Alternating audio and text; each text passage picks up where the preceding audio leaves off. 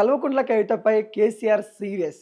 అనేక అంశాలపై బీఆర్ఎస్‌ని కాదని జాగృతి పార్టీని ముందు పెట్టుకొని కల్వకుంట్ల కవిత గారు అనేక కార్యాచరణలు చేస్తా ఉన్నారు. దాంట్లో భాగంగానే నిన్న ఒక సందర్భంలో ఏదైతే బీఆర్ఎస్ మాజీ మంత్రి జగదీశ్వర్ రెడ్డిపై అనేక వ్యాఖ్యలైతే చేయడం అయితే జరిగింది.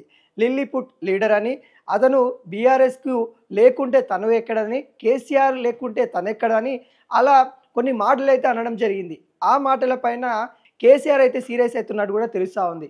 ఇప్పటికే కేసీఆర్ అనారోగ్యం వల్ల ఫామ్ హౌస్కి మాత్రమే పరిమితం అయిపోయాడు. ఫామ్ హౌస్లోనే కార్యాచరణలు చేస్తూ ఉన్నారు. అక్కడనే సమావేశాలు అవుతూ ఉన్నారు. ఏ ఉన్నా కానీ అక్కడనే తన ఫామ్ హౌస్ వేదికగానే నడిపిస్తూ ఉన్నారు.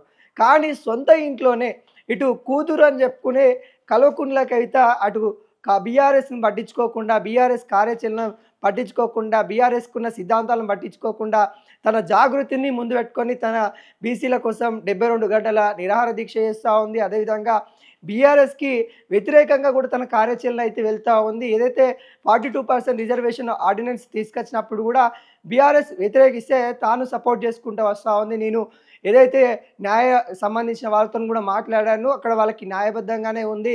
బీఆర్ఎస్ ఎందుకు తప్పుపడుతుందో, బీఆర్ఎస్ కూడా నా దారికే రావాల్సి ఉందన్నట్టుగా బీఆర్ఎస్ కూడా అతను కొన్ని మాటలు అన్న పరిస్థితి కనబడుతోంది. ఈ అన్ని అంశాలపై కేసీఆర్ అయితే సీరియస్ అవుతా ఉన్న విషయాలు అయితే కనబడతా ఉన్నాయి. తప్పు చేస్తున్నావు కవిత, ఎందుకు ఈ విధంగా చేస్తూ ఉన్నావు, మరి బీఆర్ఎస్ నుండి ఏ క్షణమైనా కూడా కొంత తప్పించే పరిణామాలు అయితే కనబడతా ఉన్నాయి. కేసీఆర్ కొంత బాధపడతా ఉన్నారు.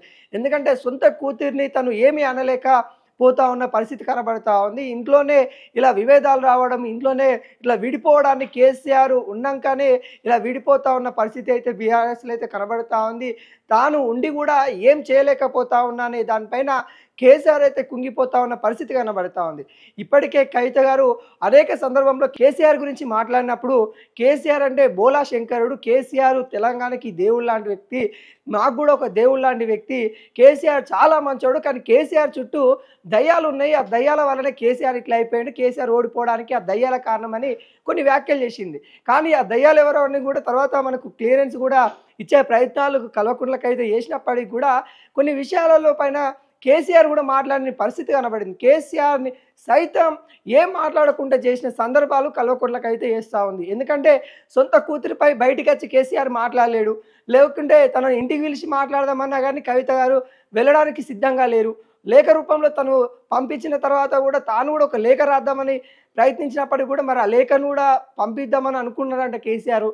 మరి అది కూడా వెళ్ళిందా లేదా అనేది కూడా మనకైతే తెలియదు. ఎందుకంటే వాళ్ళ కుటుంబ వ్యవహారాలు కాబట్టి మనకంత గోప్యంగా ఉంటుంది. కాకుంటే అక్కడున్న సందర్భం ఎర్రబెల్లి ఫామ్ హౌస్లో కేసీఆర్ అయితే బాధపడతా ఉన్నారు. ఎందుకంటే ఇటు కవితని, కేటీఆర్ని, హరీష్ రావుని వీళ్ళందరినీ ఒక దగ్గర తీసుకొని వచ్చి బీఆర్ఎస్ని మరింత ప్రజలకి సేవ అందించే విధంగా తీసుకెళ్లాలని కేసీఆర్ అనుకుంటా ఉన్నారు. కాకుంటే ఇక్కడ ఎవరి దారి వారే అనే విధంగా ఇటు కవిత ఒక దారిలో వెళ్తూ ఉంది, ఇటు హరీష్ రావు, కేటీఆర్ ఇద్దరు కలిసి ఒక దారిలో వెళ్తున్న పరిస్థితి కనబడతా ఉంది. తాను ఉండగానే ఇట్లా దారిలో ఏర్పడుకొని అంటే ఎవరి దారి వారు వెళ్తున్న పరిస్థితిలో కేసీఆర్ ఏమనలేక బాధపడుతున్న పరిస్థితి కనబడతా ఉంది.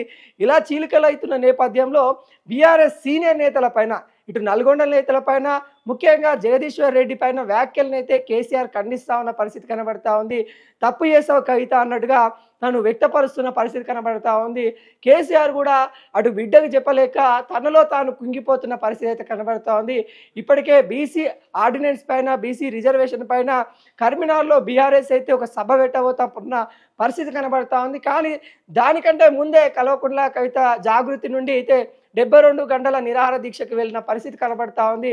ఇటు ఎవరిని ఏమనలేక కేసీఆర్ అయితే కుంగిపోతున్న పరిస్థితి కనబడతా ఉంది. కాకుంటే కేసీఆర్ కవిత మీద అయితే సీరియస్గా ఉన్నారన్న విషయాలు అయితే మనకైతే క్లియర్ కట్గా కనబడతా ఉంది. కల్వకుంట్ల కవిత నీ పనులు బంద్ చేసుకోవాలి, నువ్వు ఈ దుకాణం బంద్ చేయాలి అన్నట్టేనే కేసీఆర్ చూస్తూ ఉన్నారు. నీ జాగృతి ఏదైతే ఉందో ఎన్జిఓ అని చెప్పినావు, ఆ ఎన్జిఓ దారినే వెళ్ళిపోవాలి ఇలా పార్టీ అని చెప్పేసి ప్రజల్లోకి వచ్చి బీఆర్ఎస్ని ఆగమాగం చేయమాకు అన్నట్టుగా చెప్తున్న పరిస్థితి కనబడతా ఉంది. మరి కేసీఆర్ బయటికి వచ్చి మరి ఏం మాట్లాడబోతారో నన్ను కూడా తెలంగాణ కూడా ఎదురు చూస్తున్న పరిస్థితి కనబడతా ఉంది. మరి చూడబోవాలి మరి కేసీఆర్ బయటికి ఎప్పుడు వస్తారు, మరి కల్వకుంట్ల కవిత పైన ఎలాంటి చర్యలు ఉండబోతా ఉన్నట్టుగా యావత్ తెలంగాణ వెయిట్ చేస్తున్న పరిస్థితి కనబడతా ఉంది.